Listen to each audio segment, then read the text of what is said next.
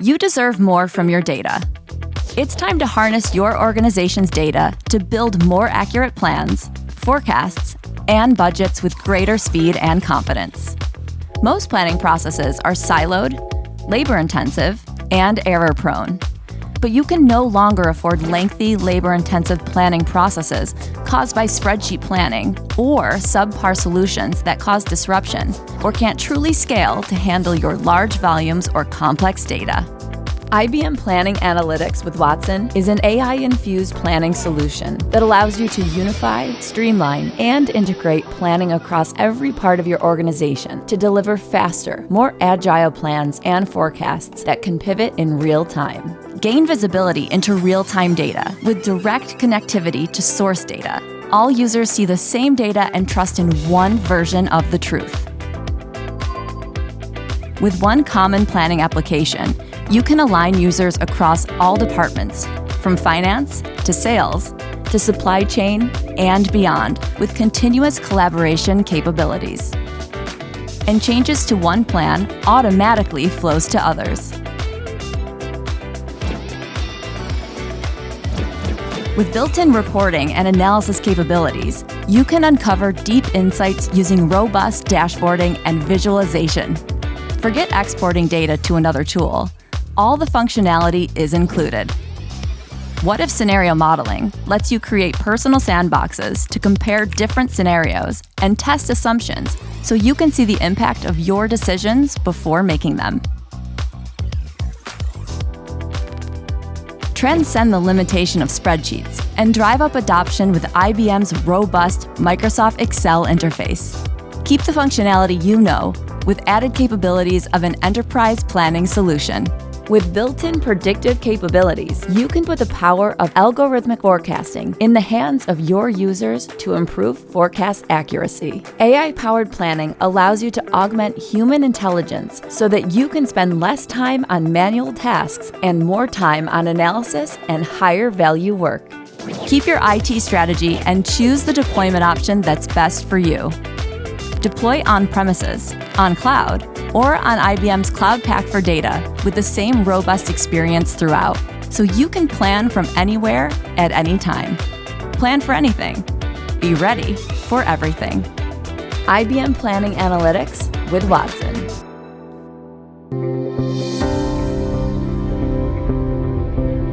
What we're looking at here is the life cycle. So Paolo, who is on our data science team, is taking all those external factors. He's looking at the information that is known, public sites for COVID information, maybe state and municipal actions around safe reopenings, taking that and matching it up with historical sales data, because we obviously know historical trends we're not able to use anymore.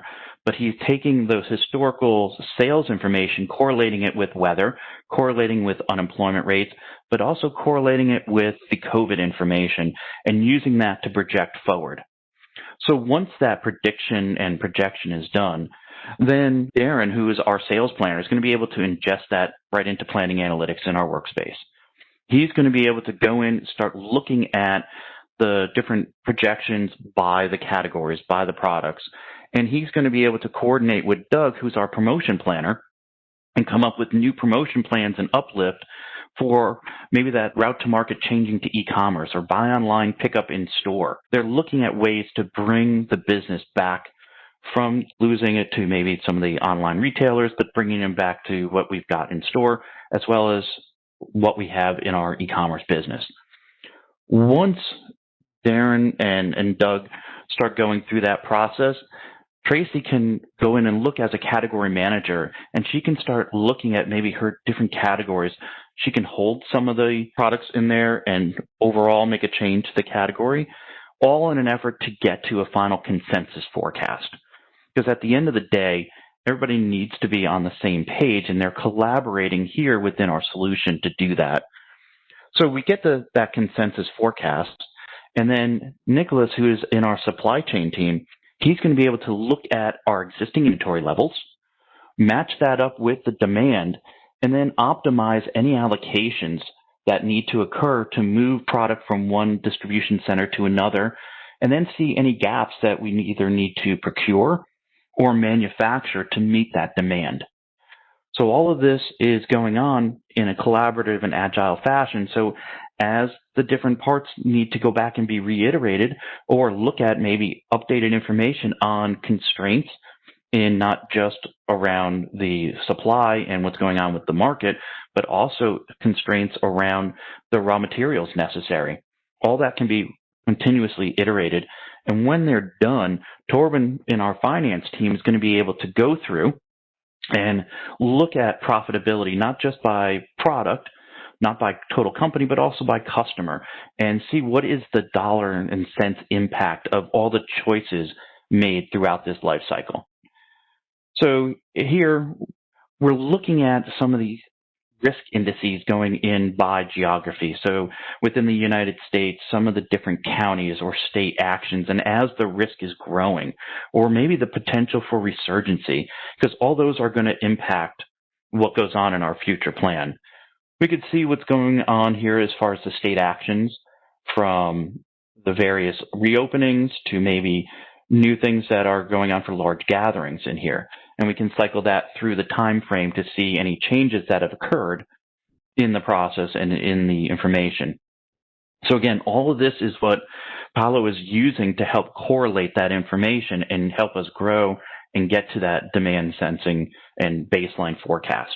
Like I said, Darren is looking at that information. He has already shared the history with Paolo, but now he needs to bring that predictive baseline into the mix so he can easily run this process just to ingest that information and take into all the work that Paolo has worked on. He can look at this by just all retailers, or if he needed to cycle this down by maybe specifically what's the impact of Walmart on the mix here. He can do that and see his categories and where everything is.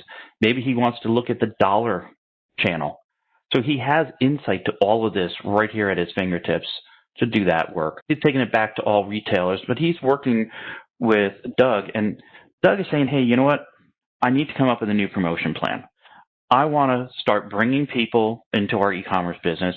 I want them to be able to go online and be able to get what they're looking for at our local store, or I can have it shipped to them from one of our nearby warehouses.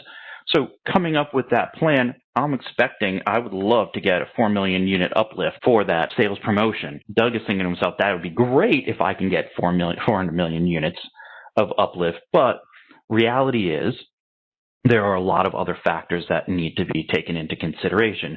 So Doug has collaborated with Paolo and looking at what's realistic for that sales uplift, given all of the information that Paolo has ingested on our data science models.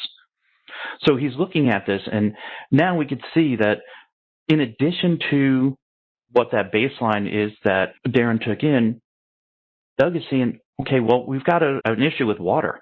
So not only do I not have an uplift for my promotion with water, but I have to take down some of the original part because there is a shortage on bottled water in certain geographies. So all that is being taken into account. Additionally, really there's no uplift for sports drinks. Most of the people that we are catering towards and our consumers are sitting behind the desk, like Bill is, watching his WebEx going on, and he's snacking on chocolate all day. He's not really drinking sports drink because his exercise is just getting up to get more coffee or more chocolate. So we want to take those type of signals into account. And he's able to do that, and they can check this by state, by geography, whatever, and start to see any potential risks of new resurgency coming in and make those adjustments as necessary. But now they've gone through and Doug and Darren have said, okay, I'm feeling confident that we've got some good data science issues going on here. I understand what's going on in my mix. So, Tracy, I need you to take a look at your chocolate category. And as the category manager, Tracy can go in and say, all right, I'm comfortable with what's going on with bittersweet chocolate, so I want to hold that. But overall, people like Bill who are snacking every time they're sitting at WebEx, we're going to have an increase in chocolate, so I need to up my demand. So Tracy is easily going to go in here and put a 15% increase on the overall chocolate category, holding bittersweet chocolate but lifting everything else. So there are some of the categories like premium chocolate that may go up 17, 18% because we're holding bittersweet, but overall, the total category is going to solve back to that 15%. So Tracy has made her changes. She is comfortable with that. She has coordinated with Darren and with Doug and making sure that that uplift is taken into account. And she says, well, okay, in my chocolate category, I want to add a new product for white chocolate. I want to go in and come up with something creative and new to start enticing people to come back to our brand. And so while working with Darren and Doug on the new sales promotion, she says, you know what? I need my WebEx white chocolate product bar. So we're going to come up with the WebEx WC bar. So Tracy's putting that into the mix. She has chosen white chocolate, obviously, because that's where she wants it to be, but she can select any category in here. And now she immediately adds that to the mix, and it's available to start working with. So she and Doug can start planning the uplift for the WebEx white chocolate bar for that promotion. So right now, we're getting to the point where we've got our sales planning team, our promotion planning team, and the category managers all collectively saying, yes, this is exactly where I want to be, but we maybe have some additional uplift that the management staff is looking at. So here, maybe in June, the management team says, hey, I want another 10 million uplift because we really need to start loading in and start doing some more work here. So as I go through and get that change, I can now get to that point where I've got my consensus forecast. I can, again, see it through by cycle, through customers, product line, whatever way I need to, but I have the information available to me. And so when I start looking at my dashboard, I can see the impact and how much of it is going to Walmart. Anything goes on with Walmart's order, I know that's going to be a significant impact to my numbers. So maybe I want to drill in and just see the breakdown of what's going on with Walmart and where in our Walmart chain we're seeing a large influx. You know, things going on here in Texas and Florida, I want to keep an eye on that because those are identified as the next hot spots. I can see that I've got a large mix here on my chocolates and my cakes, keeping into account what's going on my supply. I know that I'll have an effect and impact here. I can also look across the country and see anywhere else that I've got maybe a large demand going in that has that potential risk going at it. I'm able to look at all of these different signals to come up with that demand and say, yes, I am comfortable with my consensus forecast. So it's time to turn this over to Nicholas and look at our inventory levels. Nicholas is looking at his inventory on hand. He can cycle again by product. He can have it by category, geography, whatever. But now he wants to merge that demand consensus forecast that our sales team has come up with and the inventory levels to start looking at any allocations that need to happen across the distribution centers that he's running. Nicholas is going to run the optimization to look at the correlation between the demand and the inventory levels, and he wants to see if there's anything else he needs to do as far as maybe additional procurement to meet those gaps. And here he can easily see that not only has he moved inventory around as needed, but he's also come up with a replenishment for the first few weeks that is going to carry them through the next 6 to 8 weeks to then burn down that inventory. So he's looking at what is the most optimal, cost-effective way to do this and still meet the demand, including the new demand for the WebEx white chocolate bar that Tracy put into place. We've gone through, we've looked at our consensus forecast. Everybody has collaborated, iterated back with our data science components of this, come up to that consensus forecast that operations has now been able to work with. And so Nicholas has said, you know what, I'm comfortable with this. Torben, can you take a look at the financials?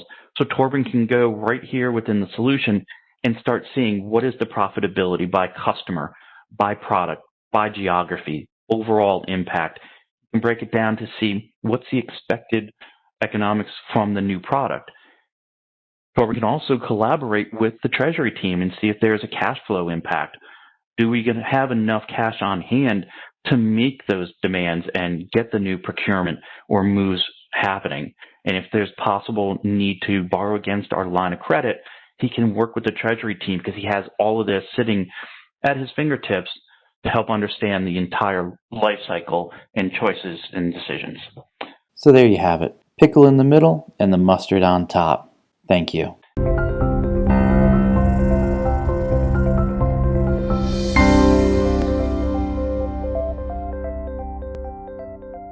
We live in an era of digital transformation where disruption is always knocking at your door.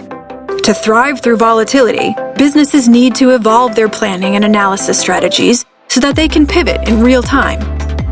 To ensure that flexibility, organizations need a high-participation planning solution that acts as the single source of truth, allowing for collaboration across their entire organization.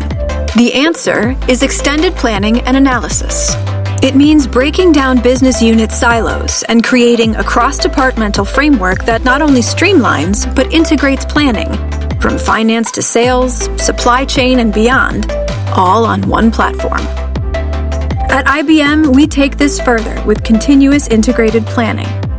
Using an integrated approach, for example, allows demand and production plans to update revenue and expense plans instantaneously, providing a holistic view of your organization's performance.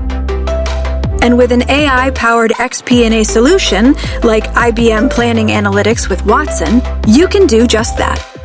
Leverage real-time connectivity, data-driven insights, built-in predictive capabilities, and what-if scenario planning to iterate quickly, accelerate decision-making, and drive higher performance at scale. The truth about plans is that they always change, an undeniable reality that businesses across the globe are facing today. A dynamic XP&A solution can help you break down those barriers to plan continuously and pivot quickly, all at the speed of modern business.